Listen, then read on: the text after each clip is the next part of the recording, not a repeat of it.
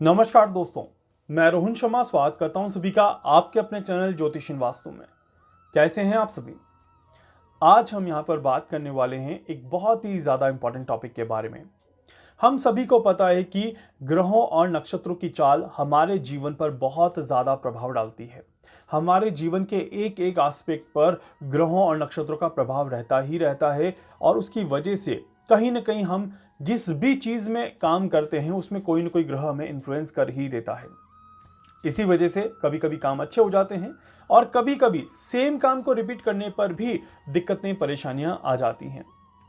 आज हम यहाँ पर बात करने वाले हैं हमारे जीवन के रिश्तों के बारे में और रिश्तों में आने वाले ब्रेकअप के बारे में। जी हाँ, आने वाले ब्रेकअप को बोलने का क्या मतलब है उसको समझिएगा। इसका मतलब है कि आने वाला जो समय है ये आपके रिश्तों को कहीं ना कहीं खराब करने की संभावनाएं रखता है। बहुत ज्यादा प्रबल समय यहाँ पर चल रहा है जहां पर रिश्तों में परेशानियां देखने को मिलेगी, उतार चढ़ाव देखने को मिलेंगे। और यहां से 2023 का वैसे पूरा ही साल जो है ये रिश्तों के लिए बहुत अच्छा साल यहां पर नहीं दिखाई देता। मतलब कि बहुत कठिन परीक्षा से गुजरना पड़ेगा आप सभी को अपने रिश्तों को संभालने के लिए। ब्रेकअप के चांसेस काफी ज्यादा हैं, टकरार के चांसेस काफी ज्यादा हैं और इसकी वजह से आप सभी कहीं ना कहीं अपने आप को एक बहुत ज्यादा कठिन परिस्थिति में महसूस कर सकते हैं जहां पर ना तो इमोशनली आप स्टेबल रह पाए और ना कि आप रिश्तों के साथ स्टेबल रह पाए। इस तरह के योग यहां पर बनते हैं।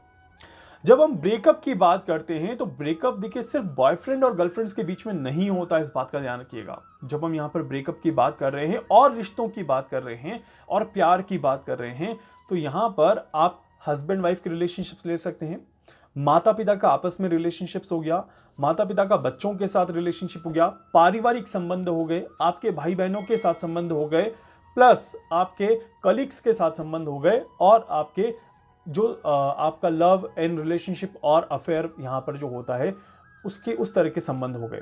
हर तरह के संबंध, हर तरह के रिलेशनशिप में ब्रेकअप के चांसेस यहाँ पर बनते हैं। आप सभी ने वैलेंटाइन डे पर डेफिनेटली एक दूसरे को प्रपोज करके अपनी खुशी का इजहार किया होगा, अपने प्यार को पाने की कोशिश करी होगी। बट अब यहाँ पर प्यार को संभालने की रिस्पॉन्सिबिलिटी है, चुनौती है आपके सामने कि ये प्यार आपका सच्चा है या नहीं है। ये आने वाला वक्त बता देगा आपको कुछ ही समय में।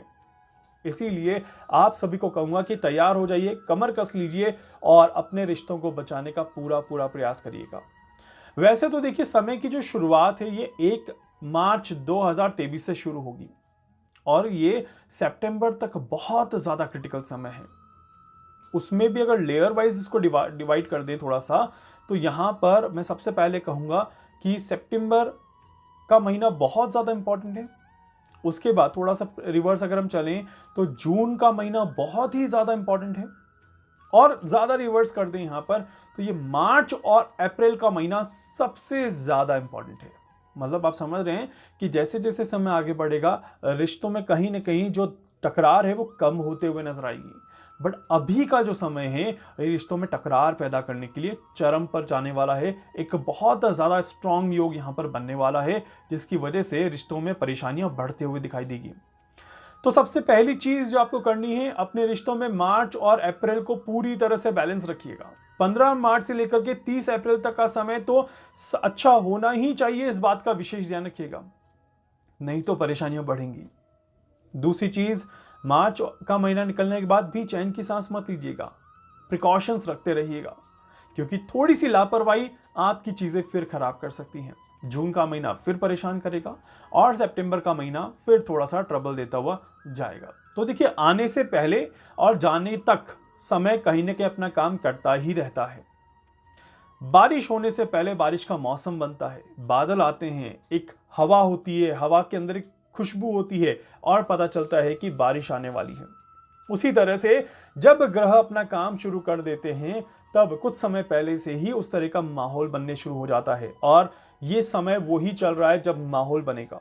15 अप्रैल के बाद ये समय एक्टिवेट हो जाएगा और पूरी तरह से अपना एक तरह से कह सकते हैं कि नुकसान देना शुरू कर देगा।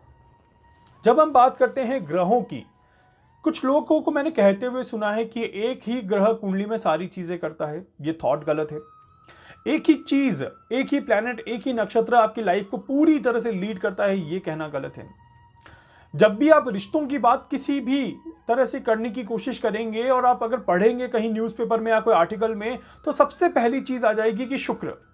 आपका शुक्र अच्छा होना चाहिए तो आपकी शादी अच्छी होगी, आपका शुक्र अच्छा होना चाहिए आपके रिश्ते अच्छे चलेंगे। और कुंडली देखिए, शुक्र खराब है, अरे आपके तो रिश्ते खराब हैं। ये थॉट ही गलत है और ये कंसेप्ट ही गलत है, ये बात का ध्यान रखिएगा।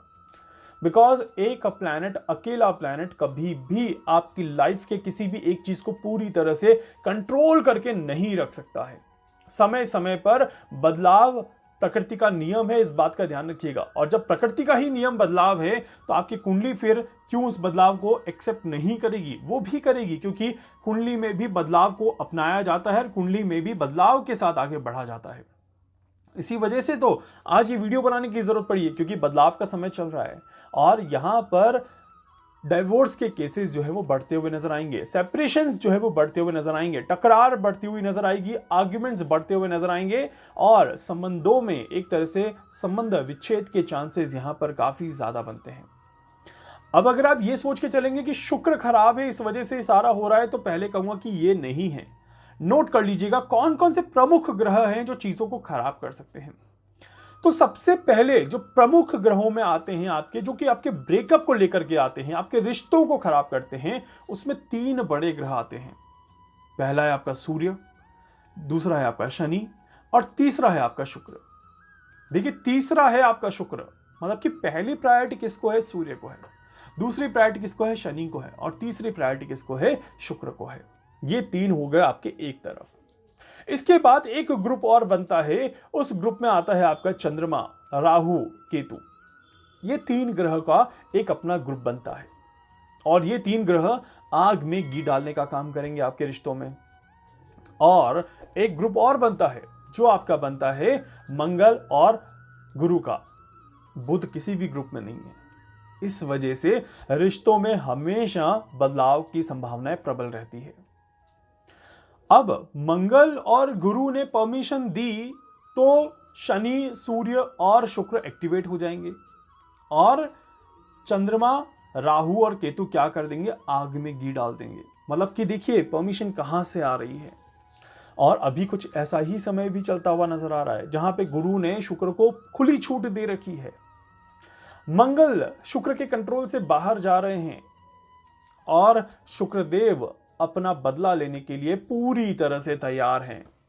इस वजह से ये समय यहां पर बहुत क्लियरली दिखाई देता है कि कहीं ना कहीं आने वाले समय में कुछ टकरार के चांसेस यहां पर जरूर बनेंगे, कहीं ना कहीं विवाद के चांसेस यहां पर जरूर बनेंगे और ये विवाद लंबे समय तक चल सकता है। इस तरह के भी योग यहां पर बन रहे हैं।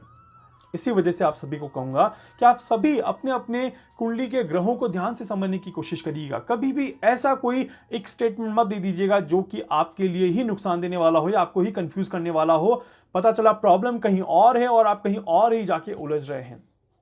कुछ नक्षत्रों का भी योगदान होता है और करंट में अभी जिस तरह से नक्षत्रों का प्रभाव चल रहा है, ये बिल्कुल क्लियरली दिखाता है कि राहु जो है यहां पर ये जाते जाते रिश्तों को खराब करने की कोशिश करता हुआ नजर आएगा।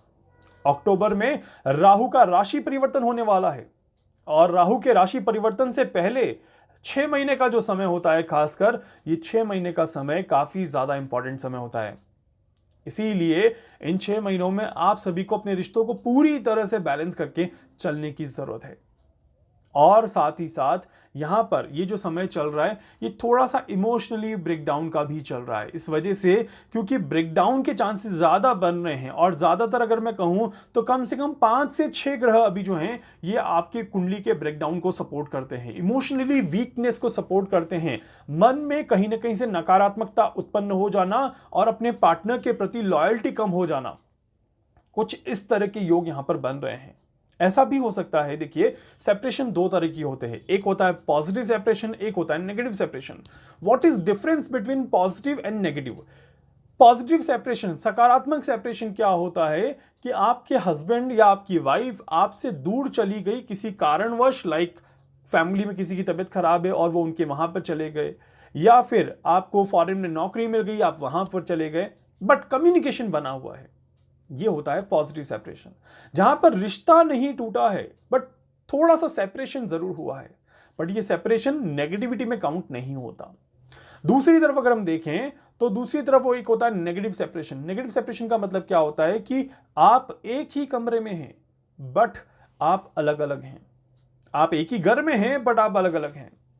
आप रिश्ते में हैं बट बात नहीं कर पा रहे, बातचीत नहीं हो पा रही, और साथ ही साथ मैं कहूंगा कि रिश्ता ही टूटने की कगार पर है, तो वो भी आपका कहीं ना कहीं नेगेटिव सेपरेशन में आता है।